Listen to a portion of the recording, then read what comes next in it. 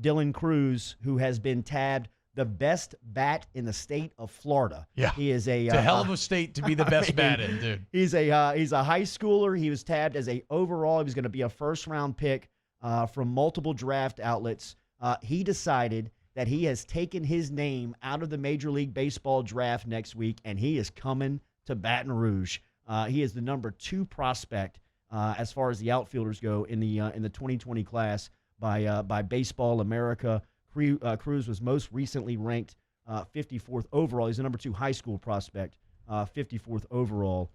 He is an outfielder that is going to step in, and if you heard Maneri yesterday, is going to have an instant impact. And he is kind enough to wake up with us and start off his Thursday morning here with us on Off the Bench in Baton Rouge, New Orleans, and throughout central Louisiana.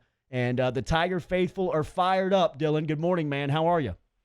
Doing great, man. How are you? Doing good. Tell me when you made the decision first that LSU was going to be the school if you were decided that you would go to a university, and then when you made the decision ultimately to back out of the Major League Baseball draft and come to Baton Rouge.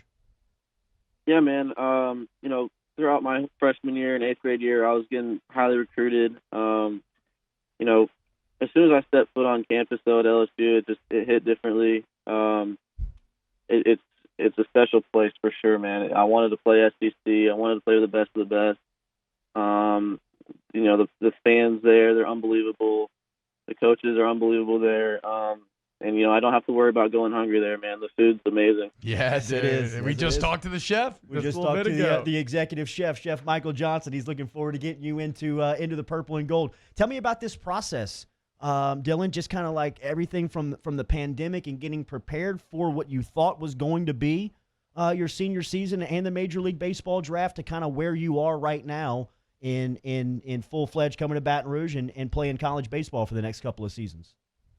Yeah, man. Just during season, we're getting rumors that our season's going to get cut short.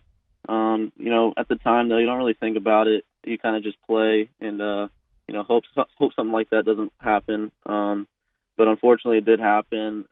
It sucks for us because, us seniors, we would love to witness senior night and finish our season. But, at the end of the day, you kind of just got to move on, really, and, move on to things a little bit bigger, which are like, college and pro ball. But, I'm excited for the future, man. It's going to be fun next 3 years. How have you kept in shape? I guess being away from the game. I've been working out, 4 times a week. I hit every day. You got to stay in the cage and stay in the gym. It's weird. It's funny because I just feel like if I don't do something every day, it just feels weird. But I got the best coaches and trainers to help me out. It's where I want to get with my career, and it'll only get better at LSU.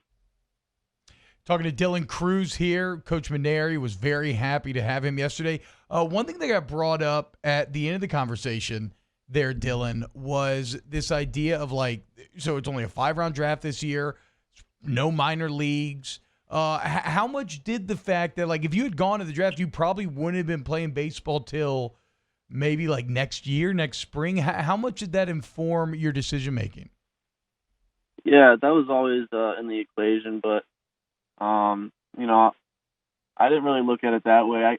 LSU was my priority. It was a dream of mine to go to school, experience the years there at LSU, and then revisit the draft in 2023. I just want to develop my game, and I know everybody there at LSU is going to help me get where I want to get with my career, man.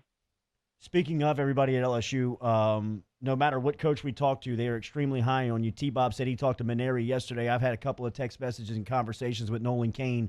Can you describe your relationship that you have with the recruiting coordinator in Kane and the head coach, Paul Maneri? Yeah, we got a really good relationship. Both of them, we've been talking this past month a lot. They never really pushed me into this decision at all. This decision was 100% my decision, with little help of Coach Maneri and Coach Kane and my parents. But yeah, man, we have a really good relationship. I'm just really excited to play for them.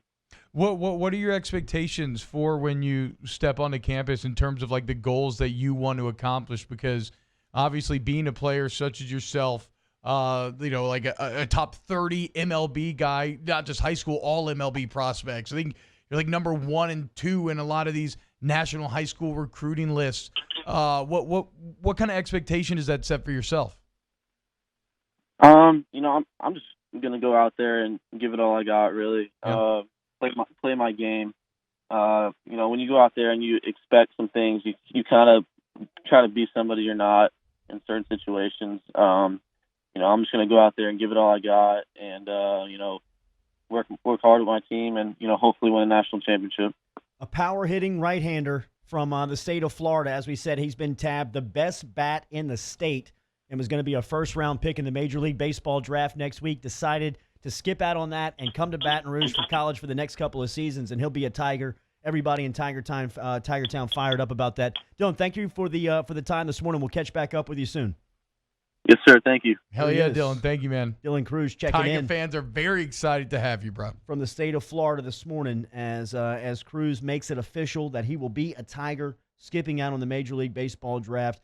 We don't claim to know a ton about baseball recruiting, but the people that do seem to think that this is kind of like a Fournette, Derek Stingley type get for the baseball program. Yeah, it's massive. It's massive. And so it's funny. Yesterday I was like, Moose, you're the expert when it comes to LSU baseball here. I want you to kind of give me your thoughts on it and the questions that you think some that would be good to ask Maneri, right? And I mentioned the Dylan Cruz thing. I'm like, man, this is good news. And Moose is like, whoa, good news. No, this is great. This massive. is like massive. This is fantastic. So yeah, I mean, if you don't cover or if you don't follow LSU baseball maybe as closely as you do LSU football recruiting or something like that, yeah, this is getting the number 2 guy in the nation, right? This is getting a true consensus top 10 5-star. This is getting a guy who can have an immediate impact, right? It's not unlike kind of like an Alex Bregman situation, right? Where for him it was a broken hand. For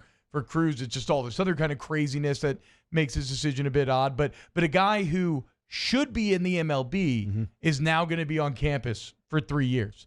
And look, when you're trying to keep up with like Vandy and all the guys that they got passing on the draft to come play, they get guys like Dylan Cruz and that catcher Romo, which we're going to be watching over the next few days. That's huge, and its importance can't be overstated. And why I think Dylan's going to be successful too. And that's why I asked about the minor league thing, right? He's not doing this because of what the MLB is currently going through. He's doing this because he wants to go to LSU. As he said, it's a dream of his that will now come true. Let me just think of this, or just paint this scenario for you next year. Let's say a Mo Hampton healthy comes back to play baseball, which could potentially be a first-round pick. Yeah. Dylan Cruz, you just hear he's number 2 overall prospect coming out of the state of Florida, high school prospect, going to be a first-round pick, potentially could be one next week. Then you talk about somebody like Giovanni DiGiacomo, who has had a really nice developing career. Seems like he's going to be on the verge of a breakout next season.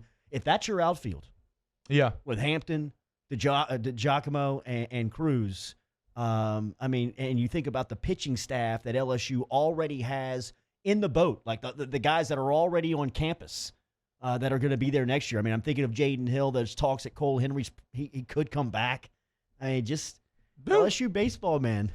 Just a blink for as fast as we talked about something like Breeze and his reputation, as fast as that can go in the sport of college baseball. You get a couple of first rounders. Next thing you know, you're right back into the national championship discussion. So that is the thing, though, right? Is depending on how this draft next week shakes out and how kind of uber talented this LSU roster ends up being, the expectations are going to be massive. Sure. Well, they're going to be, and they always are. Yeah. They always are with LSU baseball. I think that comes with the hat. But this will also probably be a bit more emphasized as well because, as you said, dude, the staff, the bats, like you it might be the most complete roster since the one that made the run and finished second in Florida a few years ago. So yeah, good times if you're an LSU baseball fan.